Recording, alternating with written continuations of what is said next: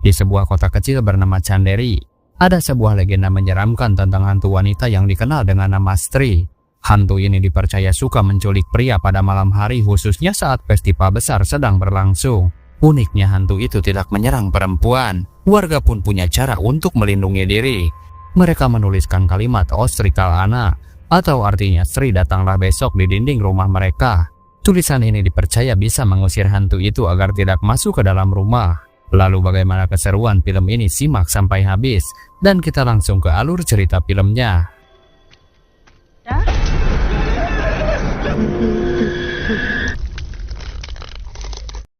Berdasarkan fenomena nyata yang konyol, seluruh warga kota menuliskan kalimat Stri datanglah besok di tembok rumah mereka sebagai perlindungan dari teror arwah penasaran bernama Stri.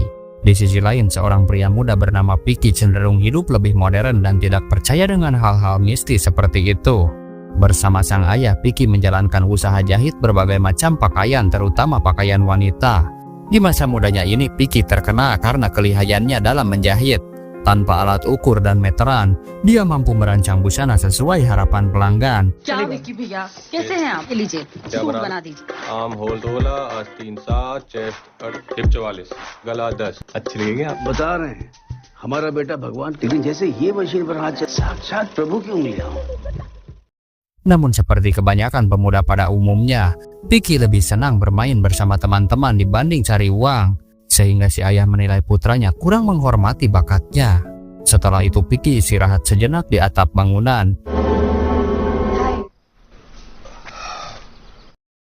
Tiba-tiba dia dikagetkan dengan kedatangan gadis cantik yang entah dari mana munculnya.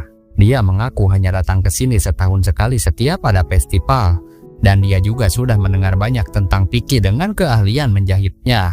Maka dari itu kedatangannya ke sini dia minta tolong supaya menjahitkan gaunnya. Tadinya Piki tidak sanggup karena banyak pelanggan lain yang mengantri. Tetapi untuk gadis cantik sepertinya Piki pun menyanggupi dan akan menyelesaikannya dalam 2 hari. Piki, please. मैं कहीं और से करवा लूंगी. Thank you. परसों।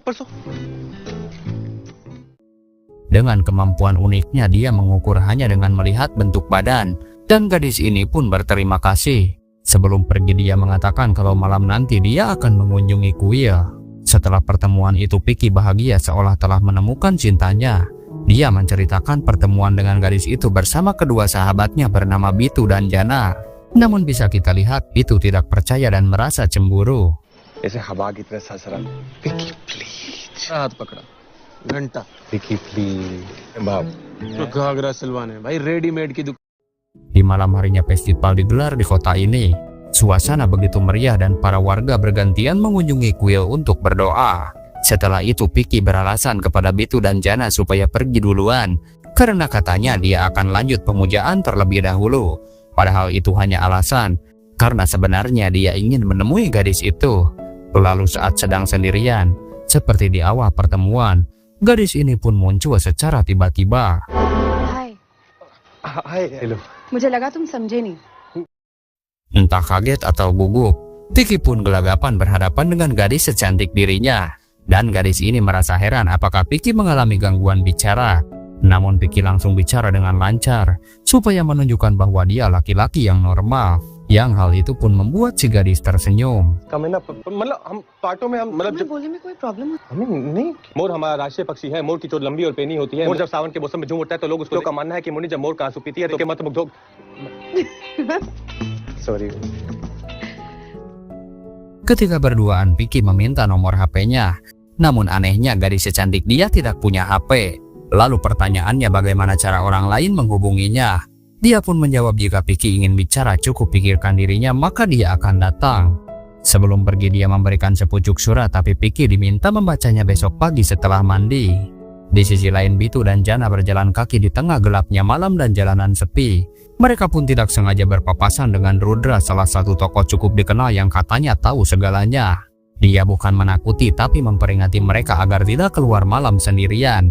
Karena ini adalah malam festival yang diyakini hantu Stri sedang berburu bujangan selama 4 hari ke depan. Dan jika terjadi, hantu Stri akan menculiknya lalu hanya meninggalkan pakaian mereka. Katanya ada 4 peraturan yang harus mereka ingat agar terhindar dari buruan hantu itu. Aturan pertama, dalam kondisi apapun dilarang keluar rumah sendirian malam hari. Dan hanya rumah yang bertuliskan Stri datanglah besok yang akan aman. Lalu aturan kedua, jika terdesak harus keluar rumah, maka harus keluar berkelompok. Dan aturan ketiga, jika terlanjur berjumpa dengan Stri, maka hantu itu pun akan lebih dulu tahu siapa nama kita. Ketika dia memanggil, jangan sekali-kali berbalik. Dia akan memanggil kembali. Dan di panggilan kedua itu mereka harus melepas sandal, tapi bukan untuk berlari. Tapi mereka diminta tetap tenang berjalan lurus tanpa menoleh ke belakang. Dan saat di panggilan ketiga, hantu itu akan memanggil dengan suara yang lebih memikat.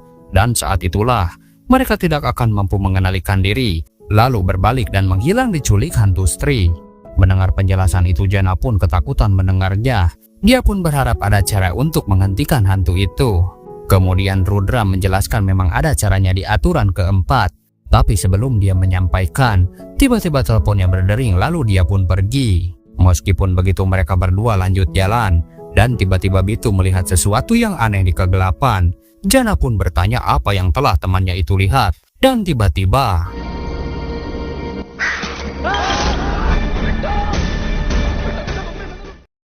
singkat cerita, mereka pun telah sampai di salah satu rumah temannya, dan Piki juga telah sampai lebih dulu. Di malam festival ini, para pemuda merayakan pesta dan bersenang-senang. Di tengah pesta itu, Piki kebelet dan buang air di tembok. Dia yang dasarnya tidak percaya hal mistis, tanpa ragu menghapus tulisan yang selama ini dianggap jimat pelindung.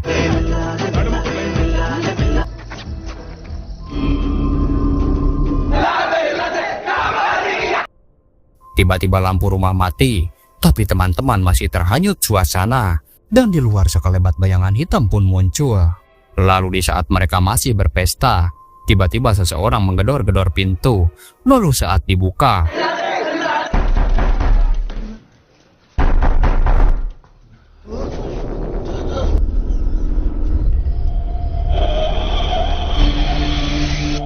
आओ ना अब गर्लफ्रेंड है हमारी। tetapi rupanya dia adalah pacar dari salah satu teman bernama Hendra. Dan Hendra pun membawa pacarnya itu ke lantai atas untuk bercocok tanam. Tanpa sadar sosok lain di luar sedang mengintai. Begitu juga Jana yang menyadari ada sosok bersembunyi di balik tirai. Perlahan lampu pun kembali menyala. Dan sosok itu sudah ada di kamar. Yang tidak lama Hendra pun diambil oleh sosok itu.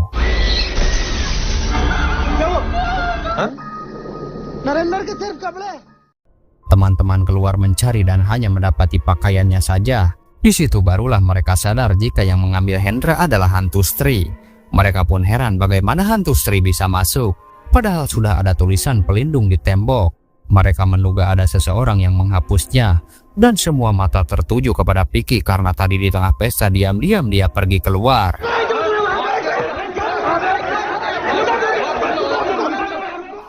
Tetapi ini bukan waktunya untuk berdebat, karena sekarang mereka harus segera menemukan temannya yang hilang itu. Singkat cerita, esok harinya, Piki membaca surat pemberian gadis itu. Dia juga memberitahu kedua temannya, dan surat itu pun dibacakan oleh Bitu. Dalam surat itu si gadis mengungkapkan rasa bahagianya bertemu dengan Piki. Ia merasa sudah mengenal dekat dengannya sejak lama padahal baru saja sekali bertemu. Si gadis ingin di pertemuan kedua dibawakan sesuatu olehnya. Di antaranya 1/4 brandy, 1/2 kilo daging kambing, 1 kilo arang hangus, daun kelor, bulu kucing, dan juga buntut kadal. मन करता है कि हम फिर मिलें। क्या तुम ये सामान आ सकते हो? किलो कांच का चूरा, आधा किलो मटन, सफेद बिल्ली का बाल, एक छिपकली की पूंछ। Thanking you, Bidla. Dan sebelumnya dia pun berterima kasih kepada Piki atas nama cinta. Sontak Bitu yang membacanya heran, begitu juga dengan Jana atas permintaan aneh ini. Meskipun tidak masuk akal, tetapi Piki membela kalau dia memintanya dengan sopan.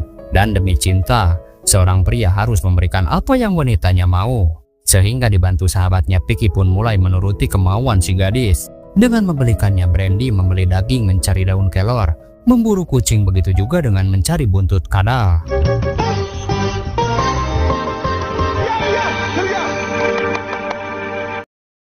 Malam harinya Bitu yang punya toko baju mendengar percakapan pasangan yang ingin segera pulang sebelum teror hantu Sri datang.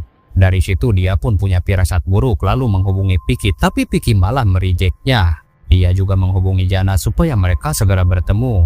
Di sisi lain di luar kuil, Piki kembali dikejutkan dengan kedatangan si gadis. Piki pun sudah menunggunya sedari tadi lalu memberikan barang-barang yang dia minta. Piki bertanya untuk apa semua ini. Namun si gadis tidak memberitahunya, malah mengajak ke suatu tempat. Di kendaraan umum, mereka berdua begitu bahagia saling bercanda, layaknya sepasang kekasih yang sedang jatuh cinta.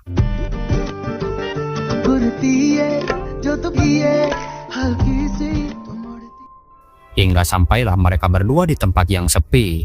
Piki pun mulai menyadari sesuatu yang janggal, tetapi dia pun tetap berpikir positif.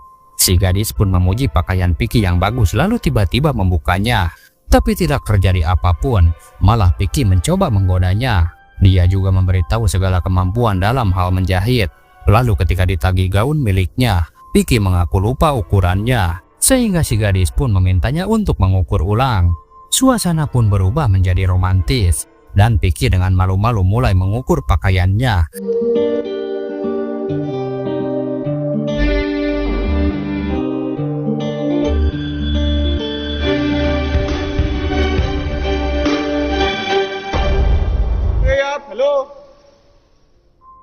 Suasana jadi gelap dan si gadis pun menghilang. Sedangkan di lain tempat, Bitu dan Jana sudah bertemu dan mereka pun berniat mencari keberadaan Piki. Bitu juga mengungkapkan kecurigaannya dengan gadis yang Piki temui, sebab tidak ada yang pernah bertemu dengannya. Kedatangannya hanya setahun sekali. Permintaannya juga aneh seperti minta bulu kucing dan ekor kadal. Bukankah itu hal yang tidak wajar? Apakah Jana tidak curiga kalau gadis itu mungkin adalah jelmaan hantu Sri? Di tengah jalan tiba-tiba Jana rindu orang tuanya. Begitu juga dengan Bitu yang membenarkan kalau orang tua lebih penting daripada teman. Padahal mah keduanya ketakutan. Lalu seperti di film horor pada umumnya, tiba-tiba motor mogok di tempat gelap dan sepi. Jana pun marah-marah sebab Bitu punya toko baju besar, tapi pelit beli bensin. Yang akhirnya mereka pun harus pulang dengan mendorong motor. इतनी बड़ी दुकान तुम्हारी पूरे शहर में इसलिए घूम रही ये पेट्रोल पूरा भरवा तुम्हारे में ना तुम लगाओ धक्का सारा बचपन से लगाओ धक्का लगाओ धक्का Sementara Piki pun baik-baik saja dan mencari jalan pulang. Namun dia tidak sengaja melihat sebuah bangunan tua di kejauhan.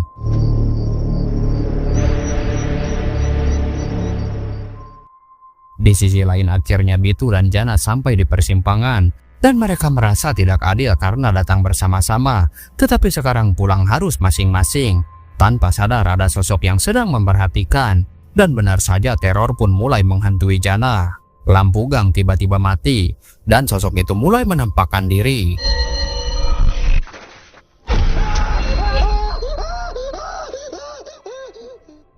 Lalu jurus di situasi darurat seperti ini adalah lari secepatnya. Dia pun ingat kata-kata Rudra, kalau terlanjur bertemu dengan hantu Sri, yang harus dia lakukan adalah tetap tenang dan membuka sandalnya. Lalu berjalan lurus tidak menoleh ke belakang. Dan tidak lama suara panggilan hantu Sri pun mulai terdengar. Hingga di panggilan kedua, Jana pun tidak sanggup lagi lalu berbalik dan berhadapan dengan sosok hantu itu.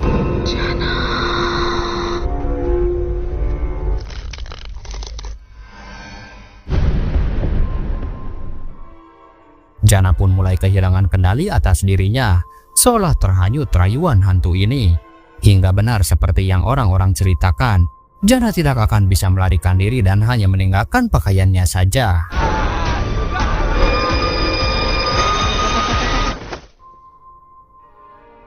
Mengetahui hal ini, Ibu Jana sangat sedih karena putranya hanya meninggalkan kolor hitam kesayangannya, sambil menyalahkan Piki dan Bitu karena Jana selalu keluar malam bersama mereka. Dan di saat berdua, Bitu mengingatkan kembali Piki, siapakah gadis itu sebenarnya, karena Bitu tidak pernah melihatnya, apalagi datangnya di setiap ada festival saja, dan juga minta barang-barang aneh seperti bahan untuk ilmu hitam.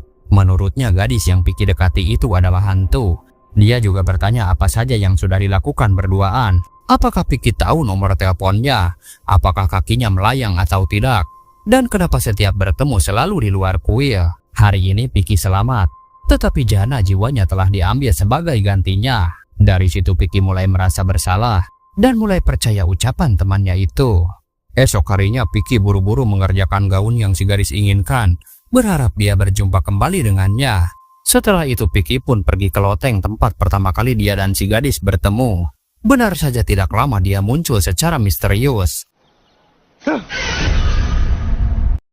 Lalu tiba-tiba langit mendung dan gadis ini pun berubah jadi sosok mengerikan.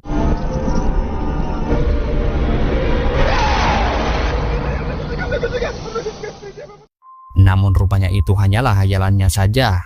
Gadis ini nampak senang dengan hasil kerja Vicky. Dan di momen ini, Vicky memperhatikan dari atas sampai bawah. Dia juga bertanya hal pribadi. Katanya akhir-akhir ini ada pengembara wanita yang berkeliaran malam hari, lalu menculik laki-laki, sebab temannya Jana telah hilang. Dia berharap pertanyaannya tidak tersinggung, karena dia bertanya apakah kamu hantu Sri atau bukan. Jelas si gadis terlihat marah dan tersinggung. Namun sebelum itu Vicky kembali meyakinkan diri sendiri dengan bertanya kepada salah satu paman yang duduk di pojokan, apakah dia melihat seorang gadis. Namun si paman tidak melihat siapapun, begitu juga si gadis yang sudah menghilang.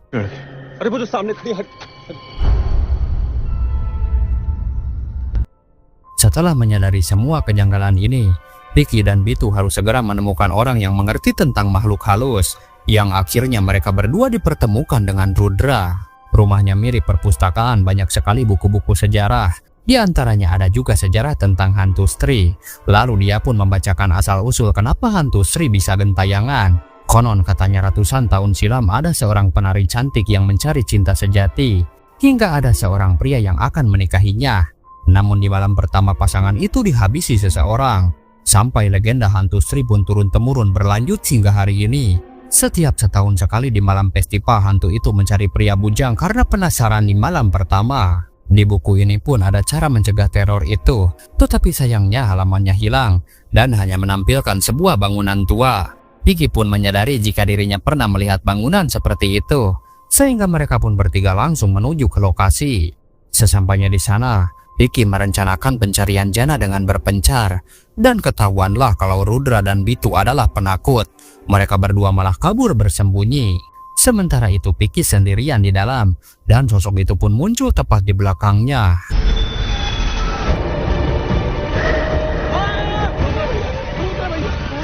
Warm up कर रहे थे वो हमें देखिए हमें पिक्की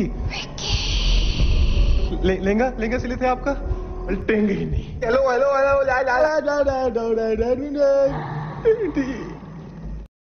Vicky pun mengira Sri adalah benar gadis yang sering dia jumpai.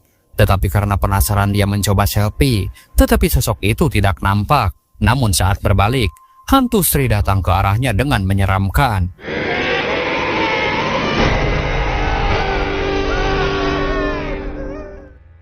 Dan dia pun mulai terpengaruh, serta kemungkinan akan bernasib sama seperti Jana.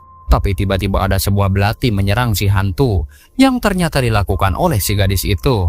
Dan hantu Sri pun langsung pergi. Satu hal yang membuat Vicky bahagia, karena gadis ini bukanlah hantu seperti yang dia kira. Lalu saat keluar, Bitu dan Rudra terkejut mengira Vicky datang bersama hantu Sri. Tetapi Vicky menjelaskan kalau dia adalah gadis yang sering dia temui. Begitu juga si gadis yang bercerita kalau dia datang ke sini setiap setahun sekali. Dia telah belajar banyak ilmu-ilmu untuk mengobati seseorang. Dan di misi terakhir ini, dia harus mengalahkan hantu Sri. Ternyata dia sudah 3 kali mencoba namun belum berhasil. Dan setelah dijelaskan, barulah mereka percaya jika gadis ini memang manusia.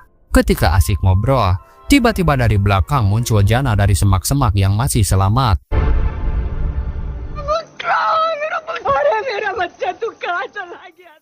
Namun yang tidak semua orang tahu, jiwanya kini dirasuki sosok lain. Dia terbangun dari tidurnya, berjalan di kegelapan malam seperti mengunjungi setiap rumah-rumah. Hingga esok harinya satu kota digegerkan oleh hilangnya banyak pria. Kali ini hantu Sri tidak hanya menculik bujangan, tetapi juga tidak segan membawa suami orang. Dan kenapa semua ini bisa terjadi? Karena tulisan pelindung di tembok rumah-rumah telah terhapus. Lalu pelakunya adalah Jana yang semalam keluyuran.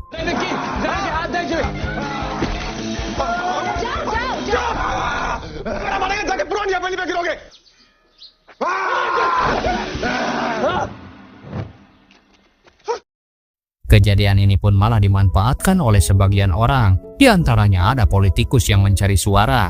Barang siapa yang bisa menemukan pria-pria yang menghilang, maka akan diberi imbalan. Begitu juga pria yang diculik, kalau ditemukan masing-masing akan diberi 10.000 rupiah. Bahkan ada juga dukun dadakan yang mengaku dapat menjauhkan pria dari hantu istri dengan membayar sejumlah uang. Lalu untuk menyelamatkan jana ada satu cara, yaitu mereka harus menemui penulis buku yang sebagian halamannya hilang. Setelah bertemu keadaannya memprihatinkan, kondisinya sedikit kurang waras dan dia juga lupa pernah menulis buku sejarah. Mereka pun tidak menemukan jawaban, malah dia marah-marah tidak jelas. स्त्री लाना स्त्री बच्चे पैदा कर क्या? छू चपड़ करे बाल खींच के Tetapi saat di luar, si penulis ingat lalu menyampaikan pesan kalau selama masih ada laki-laki di kota ini, maka istri akan terus bergentayangan. Dan hanya ada satu pria yang akan menyelamatkan kota ini. Dia punya ciri-ciri berkulit coklat, hidung mancung, lahir dekat pohon mahoni. Ada cinta yang memantul di matanya, seniman sejati dan pahlawan bagi keluarga. Lalu yang pasti pria itu masih bujangan. एक मर्द है जो इस आग को बुझा सकता है। जिसकी प्यार एक ऐसा कलाकार, वही है इस शहर का रक्षक। Setelah itu mereka berunding mencari siapakah orang itu. Si gadis pun ingat ucapan si penulis, jika orang itu memiliki pantulan cinta di matanya, dan dia berpikir kalau itu adalah Piki, karena dia pernah bertemu istri tapi dia tidak pernah diculik. Begitu juga teman-teman lain setuju, karena hidung Piki mancung berkulit coklat dan lahir di belakang pohon mahoni. Dan bukan hanya itu saja, dia adalah seniman sejati, karena dia adalah penjahit terbaik sekota. और नाक भी 1.5 इंच होगी। तुम्हारी आंखों में प्यार है हमारी आंखों में प्यार है। और तुम कलाकार भी हो। लेडीज फैशन सबसे बेस्ट बनाता है। वही तो। Dan si gadis pun menyemangatinya. Dengan begitu Piki pun jadi semangat karena sebentar lagi akan jadi pahlawan yang menyelamatkan kota ini.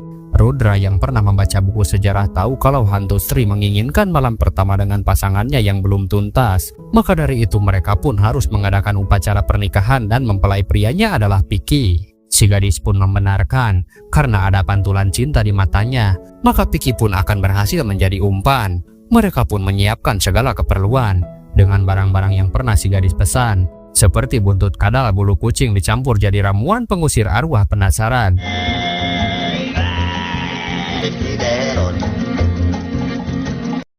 Hingga tibalah di malam hari, dengan semua persiapan, Piki pun berkata ayahnya pernah bermimpi putranya menikah. Tetapi siapa sangka malam ini kejadian, tapi dia menikah dengan seekor hantu. Dia pun diminta tidak perlu cemas karena tidak semua orang berkesempatan jadi pahlawan kota. Si gadis yang sudah pengalaman di dunia pergoiban mengarahkan Piki supaya ketika hantu Sri datang, dia tidak berpaling darinya dan teruslah tatap matanya. Dia punya sebuah mantra ampuh yang akan membinasakan si hantu. Dan jangan sampai lupa tancapkan pisau belati ini ketika dia sudah membacakan mantranya. कजे मंत्र काम करेगा 90%। 90%। शायद 99%। चांस है कि हम शहीद हो जाएंगे। आ रहे हैं। Lalu Piki pun ditinggal sendirian, sedangkan teman-teman menunggu di salah satu ruangan. Hingga si hantu pun datang dan membaca petunjuk supaya dia datang ke sini bersama Anjana yang kembali kerasukan. Tetapi dengan beberapa petunjuk tanpa diduga hantu Sri sadar akan dijebak, sehingga dia pun berbelok ke arah lain. Sekarang kekuatan hantu itu 2 kali lebih besar. Dia mengendalikan Piki, begitu juga Jana yang dirasuki dan mengamuk. Situasi pun jadi tidak sesuai dengan rencana. Namun Piki sempat mengirim pesan lokasi di WA, dan rupanya dia dibawa ke bangunan tua, yang mana ini adalah rumah hantu Sri. Piki sekarang jadi tawanannya, dan dia mulai sadar jika terus berdiam diri tidak akan menyelesaikan masalah. Dia pun inisiatif melepas pakaian, dengan artian siap menghabiskan malam pernikahan dengan si hantu. Namun hantu Sri terlalu bersemangat, sampai-sampai Piki pun terjungkal. Tapi rupanya bukan itulah yang si hantu inginkan. Piki pun kembali memakai pakaiannya lalu si hantu menghampiri. Bisa kita lihat sorot matanya tersimpan kesedihan dan hati yang merana.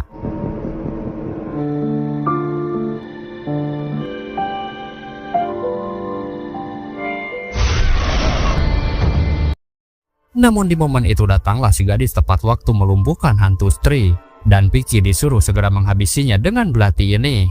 Namun ketika mendekat dan melihat wajahnya, Vicky tidak kuasa melakukan ini dan memohon belas kasihan. Mau hantu atau manusia mereka sama saja. Dan Sri hanya ingin menemukan cinta sejatinya. Lalu jika begitu masih ada cara lain, Vicky pun diminta memotong kepangan rambutnya. Yang hal itu akan membuat si hantu tidak berdaya dan tidak membuatnya mati. Tapi tiba-tiba hantu itu bangkit lagi dan menyerang. Vicky mencoba menghadang dan si gadis memintanya agar membuka mata.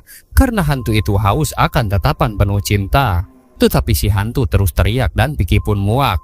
Adanya kesempatan si gadis melempar belati tapi meleset.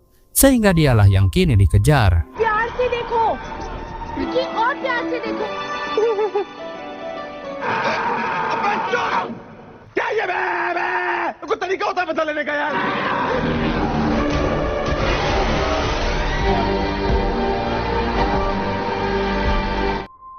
Ketika terpojok, Vicky datang tepat waktu lalu memotong kepangan rambutnya. Dan si hantu pun menghilang. Begitupun Jana yang kembali sadar. Entah si hantu masih hidup atau tidak. Yang pasti ada hikmah di balik semua ini. Vicky menyimpulkan kalau hantu Sri hanya butuh cinta dan rasa hormat. Yang mana semua orang di kota ini tidak pernah memberinya. Begitulah kesalahan terbesar kota ini. Dan mereka jangan sampai mengulangi kesalahan yang sama. Tidak lama dari gedung tua ini keluar para pemuda yang selama ini dinyatakan hilang. Vicky pun berhasil menjadi pahlawan dengan menyelamatkan banyak nyawa. Dan dia pun diberikan penghargaan setinggi-tingginya. Sementara itu karena misinya telah berhasil, si gadis akan kembali ke tempat asalnya. Vicky pun senang karena gaun buatannya dipakai oleh pujaan hatinya. Tidak lama bus datang, lalu Vicky menahannya supaya dia tidak pergi. Namun si gadis tetap akan pergi. अच्छा अगर हमें आपसे नंबर भी नहीं है हमारे पास तो बस मुझे याद कर लेना रुक जाइए ना थोड़ी देर और। विकी प्लीज नाम तो बता। Dan sampai sekarang, gadis ini misterius karena tidak pernah menyebutkan namanya. Baru kali ini ada orang jatuh cinta tapi tidak mengenal nama. Apakah ini yang disebut cinta sejati? Sambil senyum-senyum, gadis ini membuka kepangan rambut hantu Sri, lalu menyatukan dengan rambutnya sendiri dan dia pun menghilang. 1 tahun kemudian, tepat di malam festival, hantu Sri pun kembali gentayangan. Tetapi kali ini dia tidak menculik para pria, karena di kota ini sudah dibangun patung dengan tulisan hantu Sri melindungi kita, sehingga keberadaannya dianggap menjadi pelindung bagi masyarakat, dan film pun berakhir. Film ini bukan hanya sekedar horor komedi, tapi juga menyimpan kritik sosial yang kuat. Kisah Sri mengingatkan kita bahwa perempuan yang diperlakukan tidak adil atau dipermalukan bisa meninggalkan luka mendalam yang akhirnya menghantui masyarakat itu sendiri. Pesannya jelas, perempuan seharusnya dihormati dan dihargai sejak awal, bukan ketika sudah marah atau terluka. Selain itu, Sri juga mengajarkan bahwa tidak semua yang terlihat menakutkan benar-benar jahat, dan masalah besar akan lebih mudah dihadapi jika kita bersatu. Pada akhirnya film ini menekankan pentingnya memberi kebebasan dan kehormatan yang layak bagi perempuan, karena hanya dengan itu masyarakat bisa hidup dalam kedamaian. Sekian alur cerita film kali ini, semoga kalian suka. Dan saya selalu berdoa semoga semua penonton Cilokadiri selalu diberikan kesehatan, kelancaran, dan rezeki yang melimpah. Lalu sampai jumpa di alur cerita film selanjutnya.